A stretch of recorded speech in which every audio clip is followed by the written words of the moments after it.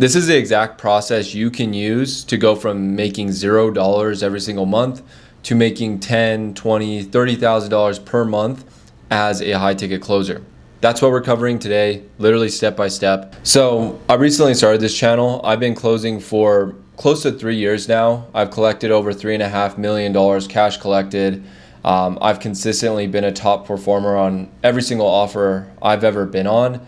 And I just really want to break down the vehicle that allowed me to really live the life that I want to live, right? Like before high ticket closing, I had tried a fuck ton of different things online, trying to make money, buying courses and shit.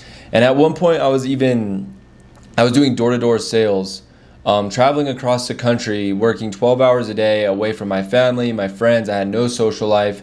I was literally making like $5,000 per month, and I was fucking miserable until I found high ticket closing. And literally my first month closing, I made over $10,000 completely remote from my own fucking apartment, chilling, you know? And it was super sick. I was only, I worked like 4 hours a day, took like 4 or 5 calls a day, making over $10,000 per month in my first month, right? And since then, I've been able to make consistently $15,000 to $20,000 every single month. My highest month being $27,000 in commission, and that's still taking like 4 calls a day on average. So yeah, I fuck with high ticket closing. I love it, and I really want to break down step by step on how you could go from making nothing, knowing nothing about it, to making $10,000 per month at the very least, very consistently as a high ticket closer. So yeah, I'm gonna be going over a Miro board. Let's just jump right into it. All right. All right, bet. Let's jump right into it. So I think the first thing we need to go over is the actual online education market, the info product space, as we can call it, the Wi-Fi money space, that sort of thing. I think we need to discuss that. I'm sure you're familiar with tech sales, medical supply sales, insurance sales, door to door, that sort of thing. But a lot of people overlook the actual online education market. For instance, like right now, as we can see, it's valued at $343 billion right now, here in 2025. In 8 years from now, it's projected to be valued at $682 billion. Now, me personally, I think this shit's going to go way higher than that. Less and less people every single day are going to college. It's expensive. A lot of people think it's scams. So that's why the online education market is fucking booming right now. Now, what does it look like? Like what are we actually selling, in this market? Well, I could break that down for you. I have a few examples right here. So for one, fitness coaches is an example. A guy that's jacked on Instagram that has a pretty big following, and he sells like workout plans or nutrition plans. These guys, have some value to sell, just like business mentors, right? Someone that teaches social media marketing agencies or drop shipping, e-commerce, right? Like that sort of shit. Those guys have coaching programs that they're selling, like a skill set that is of value that they're selling, right? We got trading experts. I mean, that's just like another example, or like real estate gurus. Like I'm sure you're getting the idea. Basically, it's just these people that have these influencers online that have a large following in a specific niche, and they have a product that they're selling to that niche, right? Now, the thing is these guys, yeah, they could sell on their own. They could sell their program, but a lot of the time, once their following gets so big, their inflow of people being interested in their product gets too overwhelming to where they actually need high ticket closers to actually sell the products for them, right? And as a high ticket closer, you actually get 10 to 15% commission of everything you generate for these guys, everything you collect, right? And what's pretty cool is these guys already have established trust built, established demand built. So their following really trusts them. And when they book a call, like they already know what they want. They want to work with X, Y, and Z influencer to achieve X, Y, and Z. Like they already know that, right? So as a high ticket closer, you're basically just taking these inbound calls of people that already know what they want. And it's your job just to get them over the line, right? And like I said, you get 10 to 15% commission of everything you generate, right? Closing 2 to 3 deals per week, you can make $5,000 to $10,000 per month if you're selling something like 10K. Like if you're selling something like a 10K ticket size, for example, you could generate like 5 to 10K per month just selling 2 to 3K deals per week. What's cool about this is you don't need any startup capital like a lot of businesses. For instance, like e-commerce, I've launched e-commerce brands, right? And you need at least $10,000, in my opinion, to actually do that effectively. Social media marketing agencies, same thing. Really, being a high ticket closer, you just need the skill. That's it. Like you don't, and a laptop, right? Maybe even just an iPhone, to be honest with you. But yeah, that's really all you fucking need. So yeah, what high ticket closing actually is, as I already mentioned, like we're not cold calling random people. We're not doing that. We're not knocking doors or anything like that, trying to convince someone to buy something they've never thought about buying. Our job is really just to hop on calls with people that already know what they want because they've been watching the influencers. But sorry about that. So, like I said, we're not cold calling anyone. We're not knocking doors, any fucking thing like that. Really, you're literally closing people on products that they already want. So if you're a closer for a guy that has a e-commerce coaching program, you're going to take calls for people that have watched that guy's content for probably months to years, getting on calls with you. And it's your job just to get them over the line, right? But they're already warm. They already know what they want. They're already qualified. Like they already have money and stuff. And usually it's just handling very basic objections, to be honest with you. And I could go more in depth on that. But really, most of the time when people get on these calls, they're either scared, confused, or they just need someone to actually encourage them a little bit, to be honest with you. But it's super simple. What is it? Think about it. They wouldn't be on a, yeah, I mean, they wouldn't be on the call if they didn't know what they wanted, if they didn't want to be there, right? Versus like if you're cold calling people, you don't even know if you're dialing the right number most of the time, right? So it's like, yeah, it's a very, very chill thing to do, to be honest with you. You're just having conversations with people at the end of the day, helping people improve their situation, right? Now, there's really two paths you can go down with high ticket sales, like high ticket remote sales. I can break these down to you. So the first path is a setter. Setters, you're not ever like, it's pretty self-explanatory. You're not the one closing the deal, but basically you're the one qualifying the deal most of the time. Like you'll have a bunch of leads coming into a pipeline, and it's your job to either it really is your job to just like qualify those leads and then book them on the fucking calendar for the closer to actually close the deal. And the setter you usually get paid like 5 to 7% commission of everything you generate. When, if the lead was set by you, I think setters have it pretty good because you actually never really have to see the lead. It's very simple. It's really just more numbers. Like the more leads you talk to, the more you're going to book. Right? You're not cold calling still, though. That's the thing. So it's pretty cool, but at the end of the day, you're not going to make as much money as a closer. Closers definitely make a lot more money than setters. And what's funny is I think setting is more important than closing, but that does not mean closing isn't important, right? It's just closing it's a different skill set, right? Like you actually have to get them over the line. You got to handle objections, which setters usually don't. Setters could pre-handle objections, but closers, like on the call, like you really, as a closer, you have to know how to talk to people, and you have to know how to actually get people to understand why they are not where they want to be at the end of the day. Just handling those objections. But yeah, 10 to 15% commission, taking 3, 4, sometimes 5 calls a day. You can make, I take 4 calls a day as a closer, and I make, $20,000 per month. So from my own apartment. So it's pretty sick. Personally, I was a setter for a very, very short stint, but I got into closing right away. I wasn't a setter for very long. So it just depends on how you want to do it. Some people are setters for like years and they go into closing. I think it's pretty cool to do that, but personally, I just always wanted to be a closer, so that's how I did it. So this is a 6-step closing framework, and I'll just walk you through the 6 steps. And this is like, guys, like I'll say this, like it's very simple. There's no right or wrong way to get someone to make a change, to be honest, on a call. But this is a good structure to follow. So step 1 is basically just like rapport. for the most part, just like building some rapport. And you could build rapport very simply just by telling someone you like their hat or something, or if they're from the same state from you, or just by smiling. Like you could smile at the beginning of the call and, get them to laugh a little bit, build some rapport, and then really just setting the tone. Like personally, like you just want to let them know how the call is going to go, and that way they actually are on the same level as you, right? You don't want to start conducting a call right off the rip without telling them what you expect from them, right? So yeah, that's just step one. This is super simple though.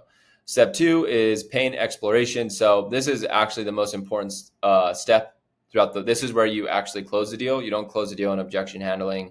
You close the deal right here in step two, which is actually figuring out their pain, right? Like what's the real reason on why they're wanting to invest in a coaching program or get a fitness coach or whatever. Like what's actually driving them. And then once you have that pain, you have everything you need to really close a deal, in my opinion. Step three is once you have the pain, you want to actually, this says vision building. I like to say it's just future pacing, right? So just pacing them. When you future pace, you really like walk them through what their life would look like if they were not in that pain anymore, right? If they had $10,000 per month, if they had a six pack, like, how would they feel about themselves? How would people treat them? What would life look like at that point? And basically this is really, you're taking like the pain point and their desired situation, and you're just like expanding that gap at this point, right? And I'm sure you've heard it, but the wider the gap, the easier it is to close this deal. So once we future pace them, you could present, really, this is your pitch, right? So just going into the pitch. So we understand their pain. We future pace. During future pacing, I actually like to do something called cost of inaction, right? So once they actually have their future, then you just, the future that they want, then you ask them, hey man, what happens if you don't have that? What happens if you never have that? Right? And it really just puts them in reality and really builds up urgency, right? Now, let's say we've done all that. Now we go into our pitch. This is basically just pitching whatever you're offering. If it's a e-commerce coaching program, all the bells and whistles and how it's actually going to help them get to their goals, showing them social proof, risk reversal. So, usually like showing student results or, just testimonials to show them that other people have done it and they can do it too. This really just gives them clarity that, they're in the right spot. Risk reversal, if there's a guarantee or something, you can use that as well. And then step six is decision and close. So yeah, I mean, this is where you close the deal. But like I said, in step two, when you actually get the pain, that's where you make the close. That's where you actually close the deal. Here should be very simple, right? You just, if they want to do it, great. You go through payment processing, collect their payment and get them onboarded and yeah, send them on their way, right? So really cool. You have to handle objections sometimes, but honestly, the more pain you gather, it's way easier to handle objections, right? So that's the closing framework. Now, finding your first opportunity. There's a couple of ways. I mean, I've been in this space for so long, and guys, like, when I decided to become a closer, I got on one of the best offers in this space within 2 weeks. And I'm not fucking joking. And a lot of people struggle to find a good offer for months, for years even. And I know I have this Miro board right here, but I'll just explain like what the best ways are to find the opportunities. Now, the number one way is your network, right? If you're plugged in with guys in the space that know people that have offers, know people that have agencies that place you or coaches that place you, it's going to be so simple. And that's something that I was blessed with because I built up my network in this space. So I never had to worry about finding opportunities. I could just hit someone up. Hey man, you know anyone looking for a closer? Yeah, I do. I actually have 3 people here. All right, cool. Thanks. Right? Like that's super simple. Is your network. You could also go to agencies. Agencies are nice, but usually like you're just in a pool of a lot of people, and those offers that agencies go to are usually like they're not the best from my experience, but some agencies are pretty good.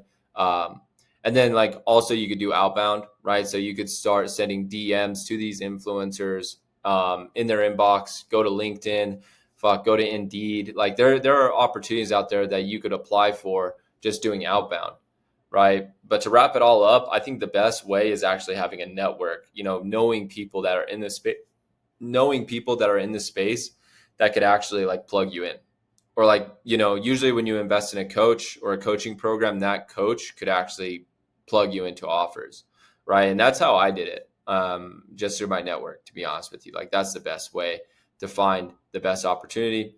Um, so yeah, the skills that actually matter. I'll walk you through. These are skills that do matter, right? So like tonality. I believe if you actually care about actually helping the person, your tonality is already going to be in check, to be honest with you.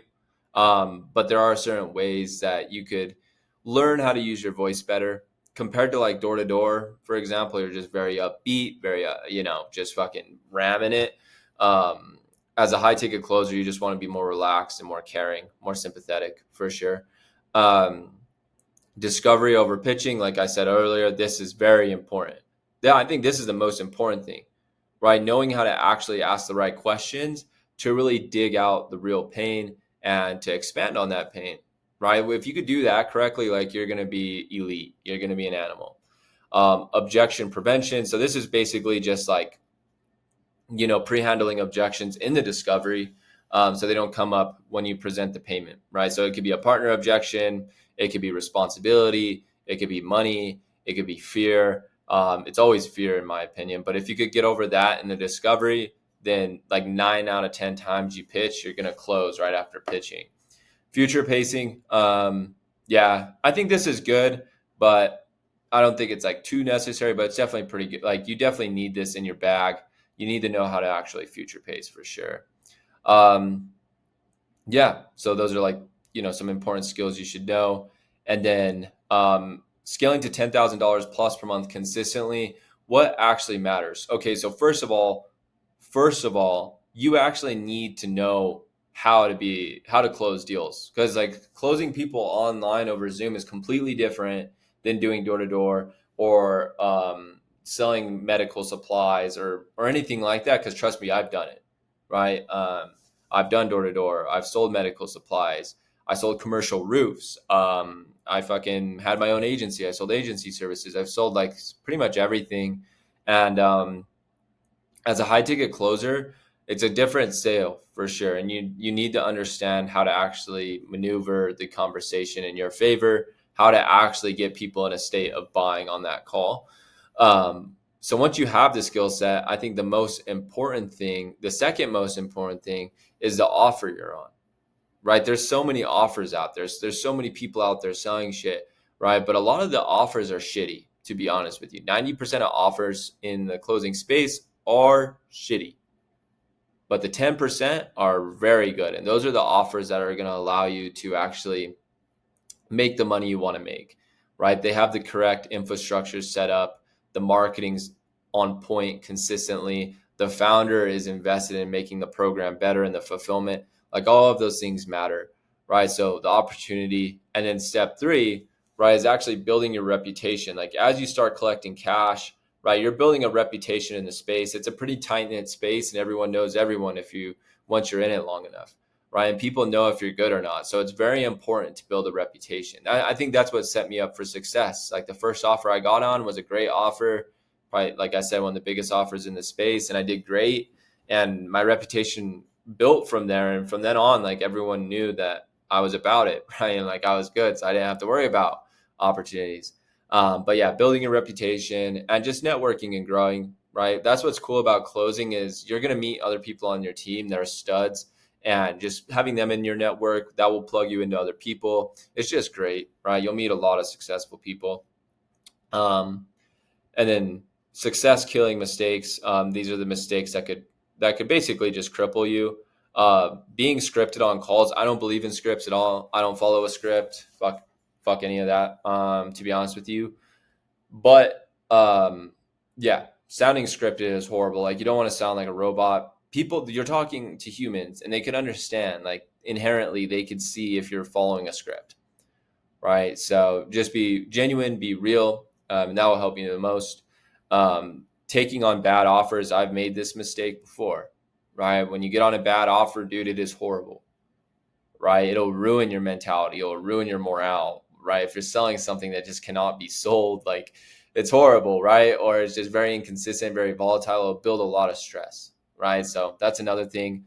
Um, Not practicing enough.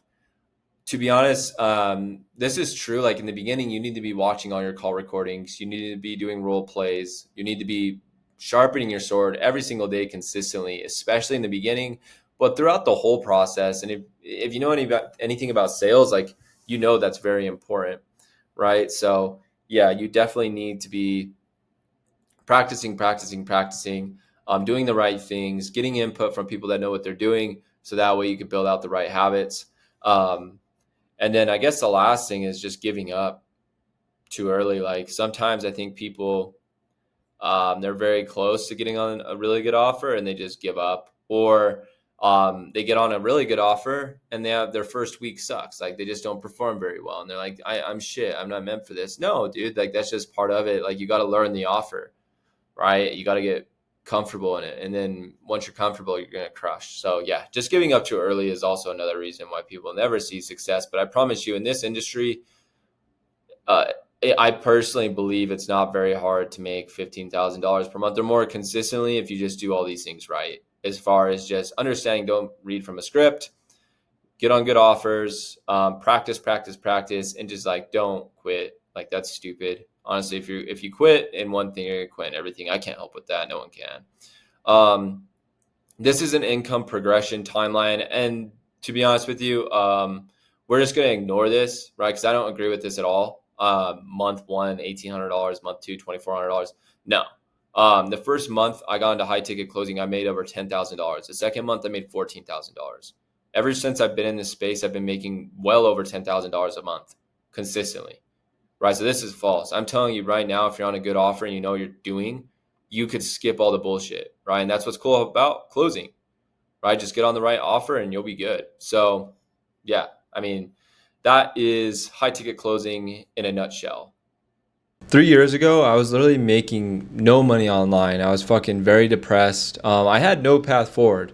I was actually really scared, right? And I was very lonely at that time. But I knew about this space. I found a system and I committed to it, right? And since then, like my life has been so good and I'm so thankful. Right? I could go anywhere in the world. I could do what I want. I have my dream car. I wear the clothes that I want. Like it's awesome, right? And I'm able to support the people that I love and continue to work on myself and grow, right? Because of high ticket remote sales, right? So I'm a firm believer in it. And if you're someone that's been thinking about doing something like this, thinking about making a pivot into high ticket closing, I highly recommend that you fucking do it.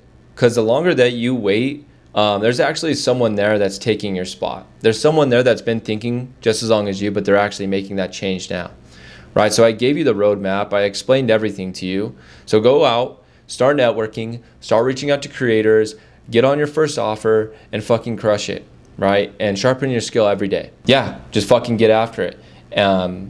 Quit waiting, quit procrastinating. The sooner you do, the sooner your life is going to change and you're going to be living the life that you actually want, doing the things that you actually want, right? Not having to fucking knock doors or cold call or whatever, right? But yeah, if you actually want help with this, if you actually want to make this process more efficient, if you don't want to do any guesswork, you want to get to $10,000 per month plus as soon as possible, I can help you with that, right? I actually have a program to where I guarantee I could get you to 10K per month in 90 days, or I actually give you your money back, guaranteed, right? Only caveat is you do need sales experience, but hey, I'm plugged in this space. I can fucking get you to where you need to be. You could shoot me a message below here in the comments. You could DM me on Instagram, or I'll just have a link here in the description and we could go from there.